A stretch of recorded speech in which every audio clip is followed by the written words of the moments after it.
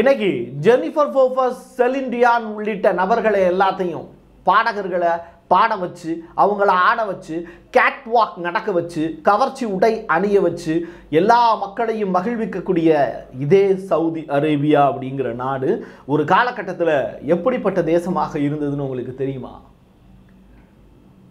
உலகமே பார்த்து ஆச்சரியப்படக்கூடிய ஒரு இஸ்லாமியனா நீங்கள் மாறினீங்க அப்படின்னா நீங்கள் கண்டிப்பாக மெக்காவுக்கும் மெதினாவுக்கும் போயிட்டு வரணும் அப்படிங்கிறது அந்த மதத்தினுடைய கோட்பாடு. அது இருக்கக்கூடிய இடம் எங்கே தெரியுமா? அதே சவுதி அரேபியா. சவுதி அப்படிங்கிற பேர் எப்போ வந்துச்சு தெரியுமா? கிறிஸ்து பிறந்தாரு அப்படிங்கிறாங்களே, அப்போ அதுக்கு முன்னாடியே சவுதி அரேபியாங்கிற நாடு எப்படி இருந்தது? 2000 ஆண்டுகளுக்கு முன்னாடி சவுதி எப்படி இருந்தது? 1903க்கு பிறகு அது எப்படி மாறியது? ஒற்றை நூற்றாண்டுக்கு பிறகு அது எப்படி மாறி நிற்கிது? நியோம் சிட்டி அப்படிங்கிற மாடர்ன் சிட்டி இப்போ சவுதி அரேபியாவில் உருவாக்கிக்கிட்டு இருக்காங்க. சவுதி அரேபியாவினுடைய அடுத்த கட்டம் என்ன? பெண்களுக்கு வாக்குரிமையில் இருந்து பெண்களுக்கான மாடர்ன் உடை வரைக்கும் மாறி போயிருக்கக்கூடிய சவுதி அரேபியாவின் உண்மையான வரலாறை தான் நம்ம இப்போ பார்க்க போகிறோம். வாங்க பார்க்கலாம் உறவுகளே. இது பிரசாத் சிக்னேச்சர்.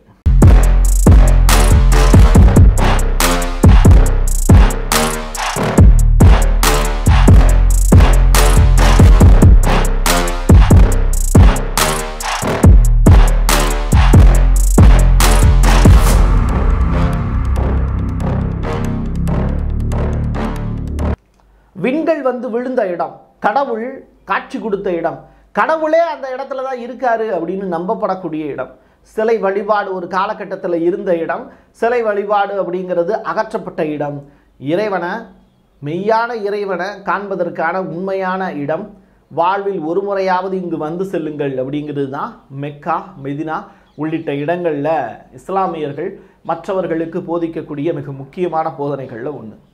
அப்படிப்பட்ட சவுதி அரேபியா ஒரு காலகட்டத்தில் பாலைவனமாக தான் இருந்தது. இப்போவும் அது பாலைவனம் தான். இப்போ அதை சோலைவனமாக மாற்றுறதுக்கான முயற்சியில் ஈடுபட்டுக்கிட்டு இருக்காங்க.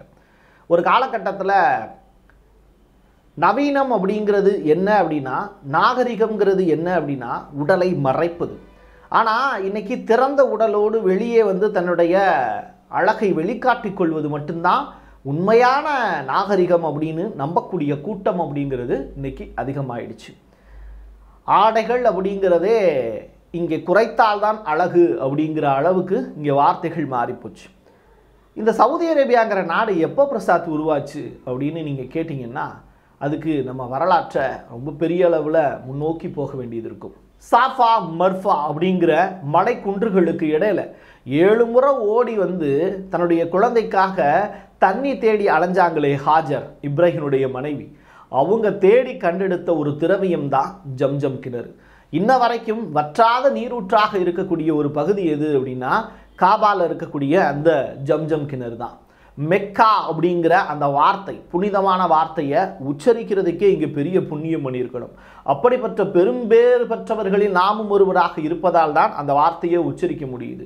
அங்கே இருக்கக்கூடியது சிவலிங்கம் அப்படின்னு சொல்கிறவங்க இருக்காங்க. அந்த சிவலிங்கம் அப்படிங்கிறது ஒரு காலகட்டத்தில் பெயர்த்தெடுக்கப்பட்டு அதற்கு பிறகு முழுவதுமாக அது இரும்பு வலைகளால் மூடப்பட்டது அப்படிங்கிற வார்த்தை தவிர, அதே நேரத்தில் முழுமையாக கற்களால் போர்த்தப்பட்ட ஒரு புண்ணிய பூமியாக அது காபா அப்படின்னு அதற்கு பெயர் அழைக்கப்பட்டது. 360க்கும் மேற்பட்ட சிலைகள் இருந்த இடம் சிலைகளற்ற ஒரு இடமாக இன்னைக்கு மாற்றப்பட்டிருக்கு. இஸ்லாமியர்களின் ஆலயம், ஏஞ்சல் அடிக்கடி வந்து போகக்கூடிய இடம். எப்படி வானத்தில் இருக்கக்கூடிய அழகிய தேவதைகள் வந்து போகக்கூடிய இடம்னு அந்த சவுதி அரேபியாவை சொல்கிறாங்க. அப்படிப்பட்ட ஒரு தேசம்தான் அந்த சவுதி அரேபியா. சவுதி அரேபியாவை பொறுத்தளவில் இன்னைக்கு தேதிக்கு அதை பிச்சைக்கார நாடாக மாற்றி வச்சுருக்காங்க. எப்படி பிச்சைக்கார நாடா? தவறான வார்த்தையாச்சு அது அப்படின்னு கேட்டால் பிச்சைக்காரர்கள் வந்து செல்லக்கூடிய நாடாக மாற்றி வச்சுருக்காங்க. பாகிஸ்தானில் இருந்து அதிகமான அளவில் பிச்சைக்காரர்கள் அங்கே தான் போகிறாங்க அப்படிங்கிறது தான் சமீபத்தில் அந்த நாட்டினுடைய மன்னர் சல்மான் அவர்கள் முன்வைத்த குற்றச்சாட்டு. பாகிஸ்தானை கடுமையாக கண்டிச்சார். பிச்சைக்காரர்களை ஏற்றுமதியாக செய்கிறீங்க நீங்கள் அப்படின்னு.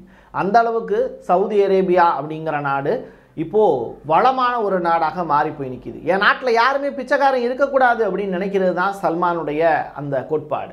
அந்த வகையில் பிச்சை எடுப்பதற்காகவே பாகிஸ்தான்லேருந்து நீங்கள் வந்தீங்கன்னா நாங்கள் ஏற்றுக்கொள்ள முடியாது அப்படிங்கிறது தான் அந்த நாட்டினுடைய உண்மையான கோட்பாடாக இருக்குது. ஒரு காலகட்டத்தில் சவுதியில் ஹீப்ரு மொழி தானே பேசினாங்க. அவங்க எப்போ வந்து அரபு மொழி கற்றுக்கிட்டாங்க அப்படின்னா, ஏமன் நாட்டிலிருந்து வந்த வியாபாரிகள் மூலியமாக தான் சவுதி அரேபியாவில் இந்த அரேபிய மொழி அப்படிங்கிறது பயிற்றுவிக்கப்பட்டது. அப்போது அரேபிய மொழியினுடைய தாயகம் எங்கே இருக்குது? ஏமனில் இருக்கக்கூடிய இன்றைக்கி இருக்காங்களே சவுதிகள் வாழக்கூடிய பிரதேசம், அந்த இடத்துல இருந்து வந்தது தான் இந்த அரேபிய மொழி.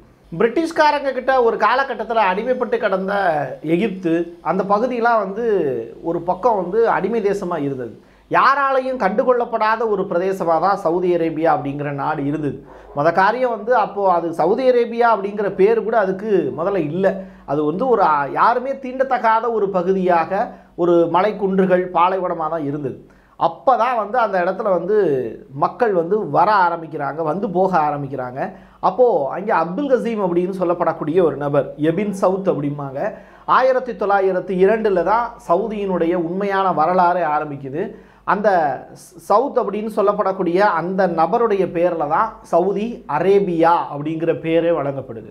முதல்ல வந்து இவர் 1902 வந்து இவர் வந்தப்போ கூட அந்த நாட்டை வந்து முழுமையாக கைப்பற்றின போது கூட எதிரிகள்கிட்ட இருந்து கைப்பற்றி அதை ஒரு தன்னுடைய தேசமாக அவர் கட்டமைக்கிறார். இந்த பாலைவனத்தில் நம்ம வாழ முடியும் அப்படின்னு சொல்லிட்டு ஒரு குறுநில மன்னராக தான் அவர் வர்றார். அதற்கு பிறகு 1933 standard oil company of California அப்படிங்கிறவங்க தான் இவரோட ஒரு டைப் பண்ணுறாங்க. நீங்கள் தான் இங்கே வந்து ஆட்சியாளராக இருக்கீங்க, இங்கே இந்த மக்கள் எல்லாம் பார்த்துக்கிறீங்க, இங்கே வந்து ஒரு எண்ணெய் வளம் இருக்கிறதா கண்டுபிடிக்கிறோம், நாங்கள் இங்கேருந்து எண்ணெய் எடுத்துகிட்டு போய்க்கலாமான்னு அமெரிக்காக்காரன் வந்து கேட்குறான்.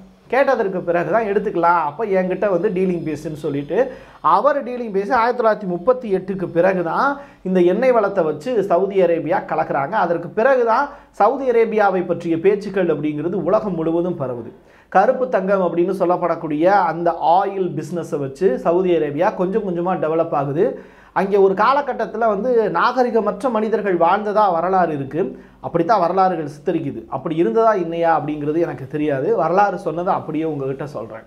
அதற்கு பிறகு வந்து மக்கள் வந்து பார்த்திங்கன்னா அவங்களுக்கு கல்வி அறிவு கிடைக்குது. அதற்கு பிறகு படிக்க ஆரம்பிக்கிறாங்க, நிறையா விஷயங்கள் தெரிஞ்சுக்க ஆரம்பிக்கிறாங்க.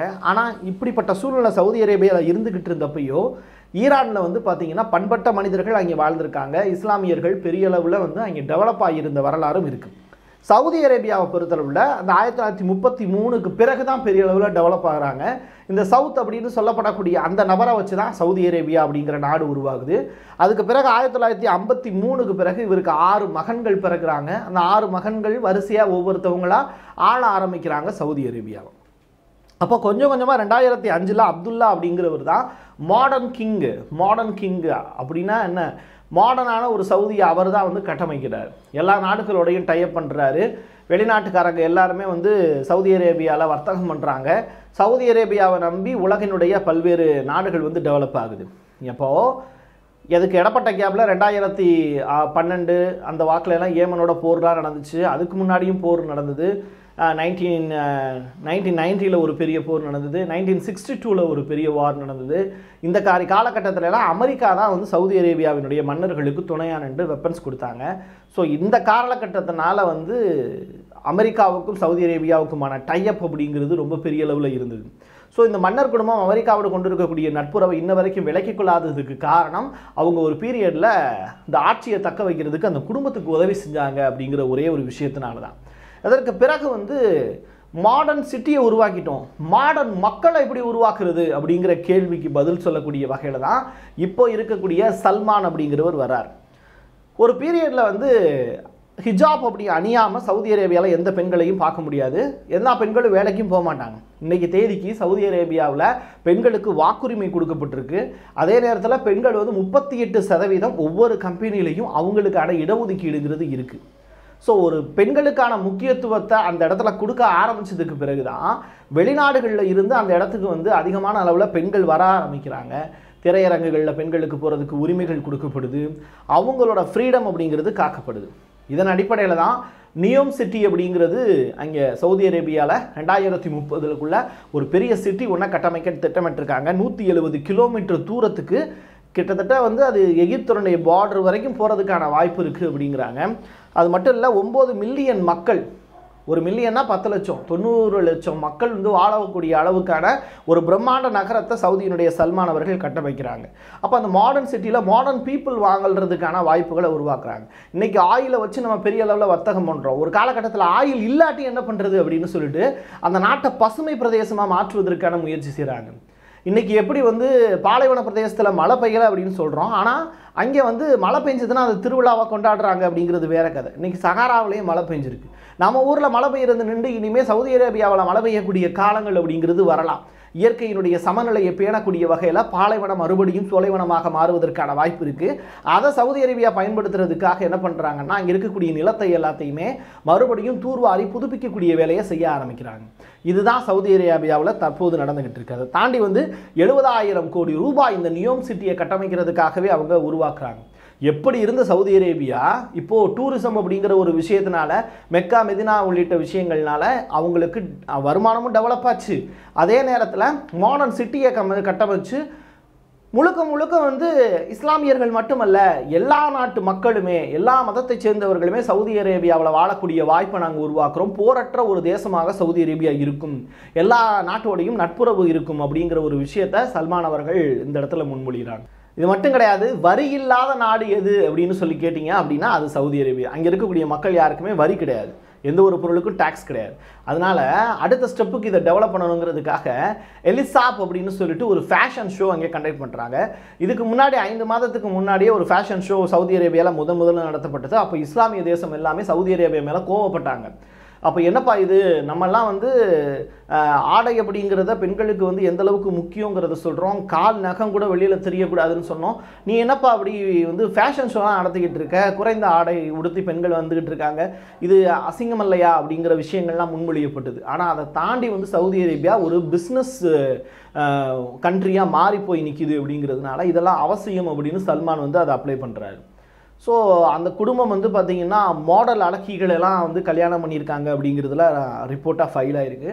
அப்பப்போ டைவர்ஸும் நடந்துக்கிறோம், அப்பப்போ அவங்க தலாக் கொடுத்துப்பாங்க. இந்த விஷயங்களும் சவுதி அரேபியாலாம் நடந்துக்கிட்டு தான் இருக்குது. இது ஒரு புறம் இருக்குது. இன்னொரு புறம் என்ன அப்படின்னா, இப்போது மறுபடியும் ஒரு ஃபேஷன் ஷோவாக கண்டக்ட் பண்ணியிருக்காங்க. ஸோ இந்த ஃபேஷன் ஷோ தான் இப்போது பேசு பொருளாக மாதிரி இருக்குது. அதில் தான் இந்த ஜெனிஃபர் போப்பஸ் அண்டு செலின் டியோன் உள்ளிட்ட இந்த பாடகர்கள், நடனம் ஆடக்கூடிய நபர்கள், கேட்வாக் போகக்கூடிய பெண்கள் எல்லாமே சவுதி அரேபியாவை வேறு ஒரு திசையை நோக்கி நகர்த்திட்டு போகிறாங்க. முழுக்க முழுக்க அது இஸ்லாமியர்களுடைய ஆலயம், தேசம் அப்படின்னு சொல்லி பார்க்கப்பட்ட இடம் இப்போது வேறு ஒரு கோணத்தில் வணிகத்தை நோக்கி நகர்ந்து கொண்டு இருக்கிறது சவுதி அரேபியா அப்படிங்கிறது தான். ஆனால் அதனுடைய புனிதத்தன்மையை இழந்து விட்டதா அப்படின்னு கேட்டால் அதற்கும் இதற்கும் ஒரு டிஸ்டன்ஸ் வச்சுருக்காங்க. அந்த டிஸ்டன்ஸை கரெக்டாக ஃபாலோ பண்ணாங்கன்னா சவுதி அரேபியா இந்த மதகுருமார்களுடைய கோபத்திலிருந்து தப்பித்துக் கொள்வதற்கான வாய்ப்புகள் இருக்குது. அன்பை நேசித்து அன்பை பரப்பினால் சவுதி அரேபியா வாழலாம். அதே நேரத்தில் வணிகத்தின் மீது மட்டும் மோகம் கொண்டிருந்தால் சவுதி அரேபியாவும் எப்படி வாழ்கிறதோ அதே மாதிரியான வீழ்வதற்கான வாய்ப்புகளும் வரலாறு சித்தரிக்கும். என் கையெழுத்தில் மக்களுக்கானது உறவுகளை மீண்டும் ஒரு நல்ல பதிவில் சந்திக்கலாம். நன்றி, வணக்கம்.